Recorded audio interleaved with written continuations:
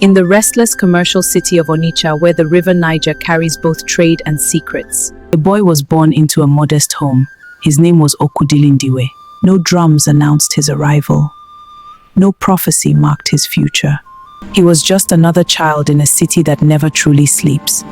Growing up in the chaos, the 1980s passed quietly for him. But by the early 1990s, Nigeria had changed. Economic hardship deepened. Jobs were scarce. Inflation rose. Frustration simmered in crowded streets. In Onitsha, survival was not a theory, it was a daily battle. Markets overflowed with traders shouting prices. Buses screeched to a halt at Upper Iweka. Hawkers weaved between cars selling sachet water and bread. Everywhere you looked, movement, noise, hustle. And in that chaos, young Okwudili was watching. Watching the men who wore gold chains and dark glasses. Watching the ones who stepped out of flashy cars while others sweated under the sun. Watching how fear commanded respect faster than honesty ever could. Poverty teaches many lessons, but sometimes it teaches the wrong ones. The first steps into crime, it started small. A distracted trader, a loose purse, a pocket not properly zipped. Okwudili learned quickly. His fingers became light. His feet became faster. The markets of Onitsha became his classroom. Pickpocketing, snatching handbags, disappearing into crowded alleys before anyone could react. He wasn't the strongest boy. He wasn't the richest, but he was observant. And in the streets, intelligence mixed with desperation can become dangerous. The hunger for more, but petty theft wasn't enough. Small money brought small respect. And respect, in the streets, was everything. By his late teens, Okwudili began associating with hardened criminals. The boys who didn't just steal, they dominated. The ones who carried guns instead of blades. The ones whose names were whispered, not spoken aloud. Onitsha's underworld had its own hierarchy, its own kings, its own laws, and Okwudili didn't want to be a pawn. He wanted the throne. Some say he was charismatic, others say he was cold. But everyone agrees on one thing: he was bold beyond his age. Where others hesitated, he advanced. Where others feared consequences, he saw opportunity. The birth of Derico, every legend has a turning point. For Okwudili, it wasn't one single moment, it was a transformation. The street name began circulating quietly. Derico, a name sharper than his birth name, a name that sounded heavier, stronger, more feared. Okwudili Ndịwe was fading. Derico Nwamama was emerging. And with that new identity came a new mindset. No longer just surviving, now conquering. By the late 1990s, Onitsha had two faces. By day, it was trade and traffic, buses honking at Upper Iweka, traders shouting prices, money exchanging hands faster than breath. By night, it belonged to the underworld. And the underworld had a ruler. His name was Chiejina. The throne of Fair Chiejina wasn't just a criminal, he was an institution. His gang controlled territories. They taxed smaller thieves. They decided who could operate and who disappeared. Young criminals feared him. Police tracked him. Street boys admired him. And somewhere in the shadows stood Derico, watching. He studied Chiejina the way a predator studies another predator. Not with fear, with calculation. The night everything changed, rumors would later swell. No one agrees on the exact details. But one thing is certain, Chiejina was eliminated.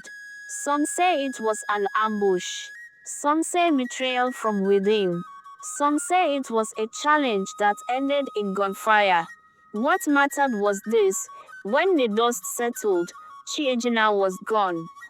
and Derico was still standing. In the violent politics of the streets, survival is victory.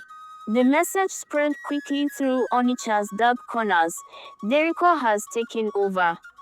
No election, no ceremony, just blood as the crown. Building the machine power changed him. Or maybe it revealed who he always was. Derico didn't want to be just another gang leader. He wanted dominance.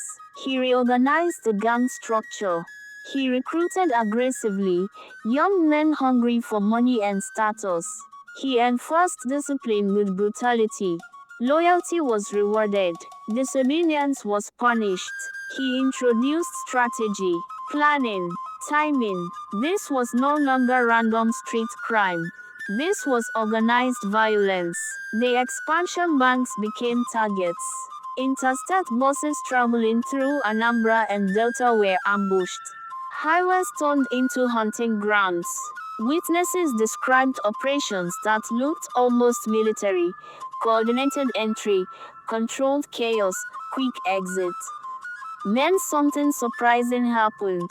Derico relocated to Abuja. While eastern Nigeria trembled, he lived comfortably in the capital, blending in, striking from a distance, retreating before law enforcement could close in. It was a calculated move. Attack, disappear, reappear, strike harder. Fear spread faster than facts. And fear is powerful. The myth of invincibility as his name grew, so did the legend. Some said he had charms. Some said bullets couldn't penetrate his skin. Some swore he disappeared during shootouts. Derico encouraged the myth. He wanted people to believe he was beyond ordinary men. Then came the statement that would define his arrogance: "No man born of a woman can kill me." It wasn't just confidence, it was psychological warfare. When people believe you cannot be defeated, they stop trying. The dual life by day in Abuja: comfort, clean clothes, protection. By night in the east: gunfire, chaos, blood. The contrast was chilling. While families mourned victims in Anambra State and Delta State, Derico moved like a ghost between worlds. Each successful robbery strengthened his grip. Each escape increased his legend. Young boys whispered his name with admiration. Parents whispered it with fear. The police, they were under pressure. But Derico believed something dangerous. He believed he had already won. December 2000. The dry season wind moved dust through the busy streets of Onitsha. Upper Iweka was alive as always. Conductors shouted destinations. Engines rumbled. Trainers argued over prices. Passengers squeezed into buses heading home before nightfall. It was an ordinary day.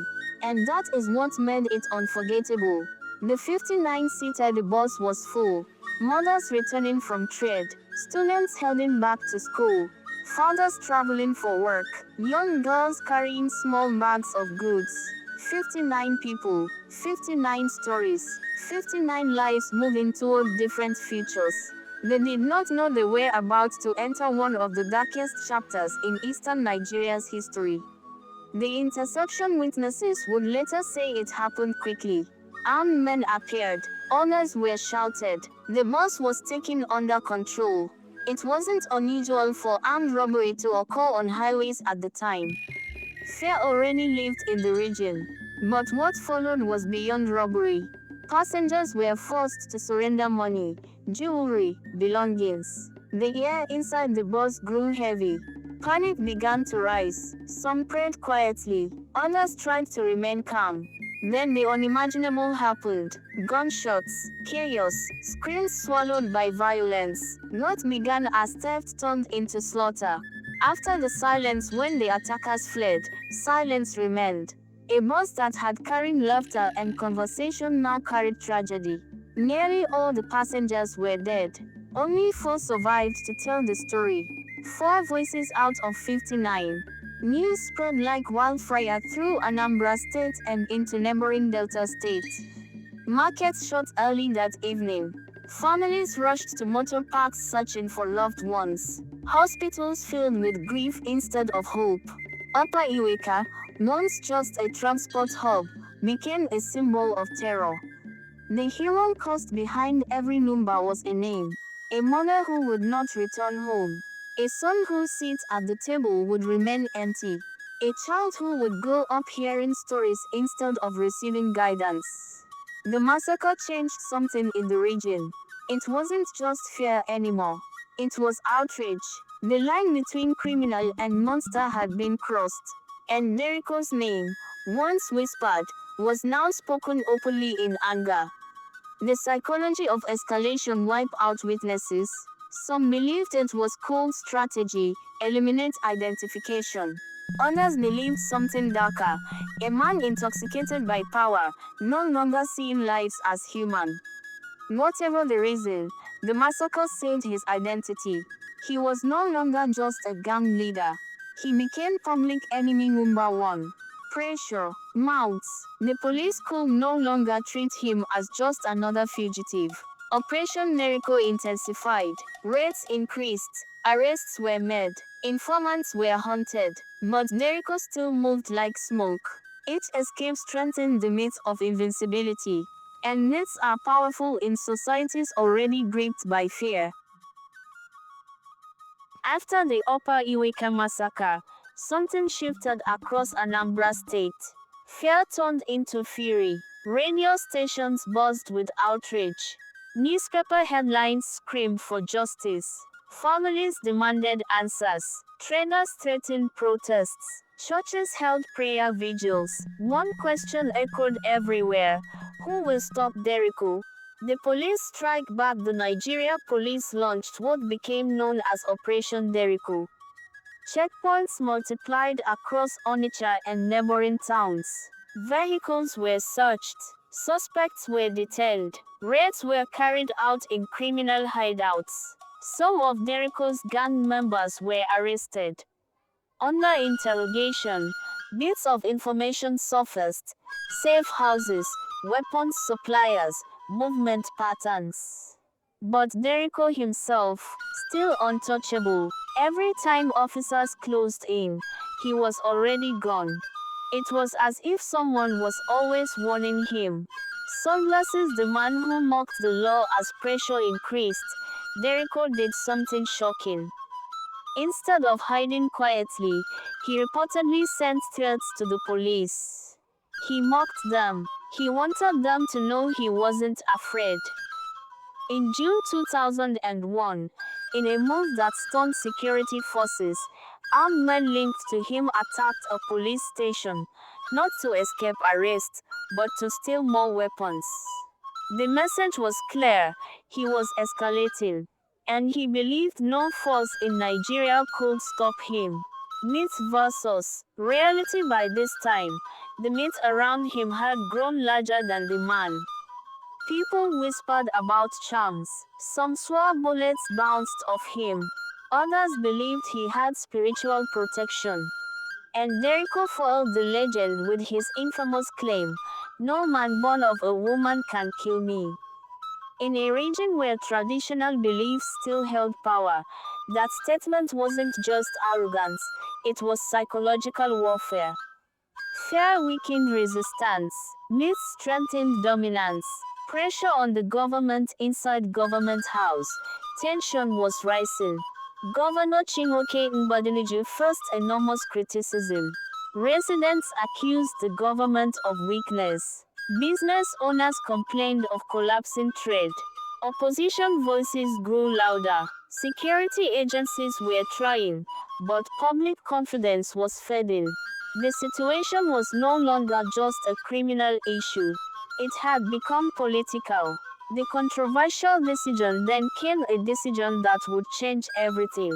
When conventional law enforcement seemed overwhelmed, the state turned to a feared vigilante group, the Bakasi boys. They were not ordinary security personnel. They were known for swift justice, for public executions, for methods that blended traditional belief with brutal enforcement. Some citizens supported them, others feared them. But one thing was certain: when the Bakasi boys were deployed, things moved quickly. The hunt begins. Unlike the police, the Bakasi boys operated differently. They relied on local intelligence, street informants, traditional rituals, fear as a weapon. They entered neighborhoods quietly. They questioned quietly. They followed whispers instead of paperwork. And this time, Derico began to feel something unfamiliar. Pressure. The same streets that once protected him were now betraying him. Informants who once feared him now feared the Bakasi boys more. The net was tightening. A crack in the armor for the first time. The myth of invincibility showed cracks. He moved more cautiously, changed locations frequently, trusted fewer people, but power had made him overconfident for too long. And overconfidence leaves traces. The Bakasi boys were closing in. July 2001.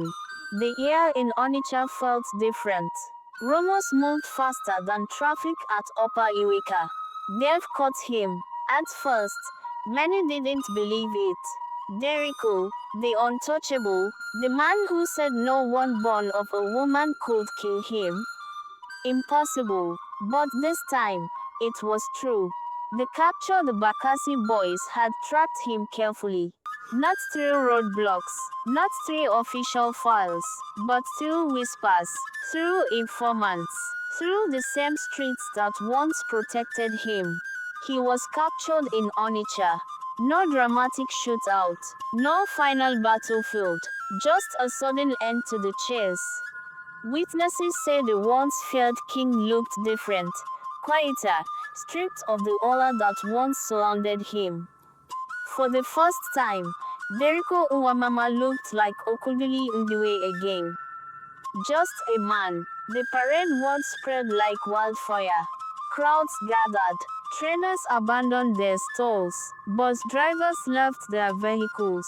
Curious residents flooded the streets. He was paraded publicly, shirtless, surrounded, no longer commanding fear, but surrounded by it. Some stood in disbelief, some shouted, some watched silently. This was the face that had haunted their sleep.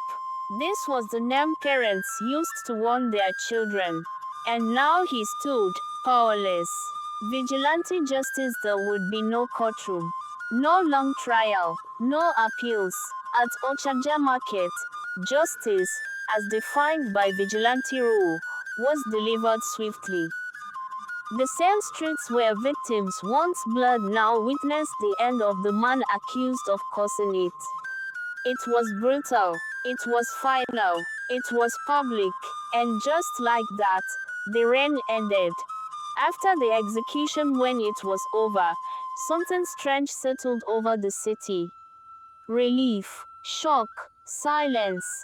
For many families, there was no celebration, only the quiet understanding that the man believed responsible for their pain was gone. Markets slowly returned to normal hours. Travelers began to breathe easier. Police checkpoints relaxed, but questions remained. Had justice been served, or had the system admitted failure? The myth collapses. The man who claimed no one born of a woman could kill him had fallen at the hands of ordinary men. The myth dissolved, and with it, the illusion of invincibility. His death became both a warning and a lesson. Power built on fear is temporary. Violence always circles back. No legend escapes consequences. Legacy in culture. His story did not disappear. It entered folklore. It inspired Nollywood's 2004 film Derico Nwamama, keeping his name alive in pop culture. Older residents of Onitsha still speak of that era, the time when one man's ambition turned into a region's nightmare. And just like that, the legend fades into history. From fear to silence, from power to consequence, from myth to a man remembered. But stories like this don't truly end. They live on in the voices of those who witnessed them, in the streets that still remember, and in people like you watching right now. Now I want to hear from you. Do you know the story of Derico Nwamama? How did you first hear about it? How old were you when it happened? Or what year did you hear the story? Share your memories in the comments. Let's talk. Your voice keeps these stories alive. And if you want more powerful African stories told with truth, depth, and cinematic storytelling, don't forget to like, subscribe, and turn on notifications so you never miss the next story. This is more than history, this is legacy. See you in the next story.